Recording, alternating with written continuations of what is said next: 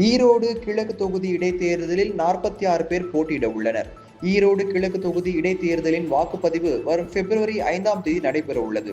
திமுக வேட்பாளர் சந்திரகுமார், நாம் தமிழர் கட்சி வேட்பாளர் சீதாலட்சுமி உள்பட 58 வேட்பாளர்கள் வேட்புமனுக்களை தாக்கல் செய்தனர். இதில் 3 வேட்பாளர்களின் வேட்பு மனுக்கள் நிராகரிக்கப்பட்டு 55 வேட்பாளர்கள் போட்டியிடும் நிலை இருந்தது.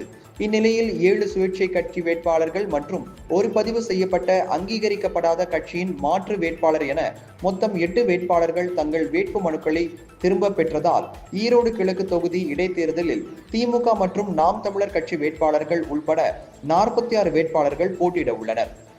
நோட்டாவுடன் சேர்த்து மொத்தம் 47 பேர் களத்தில் உள்ளனர். மேலும் கடந்த மக்களவைத் தேர்தலில் 8.22% வாக்குகளை பெற்று மாநில கட்சி என்ற அங்கீகாரத்தை பெற்றுள்ள நாம் தமிழர் கட்சி வேட்பாளருக்கு மைக் சின்னம் ஒதுக்கப்பட்டுள்ளது.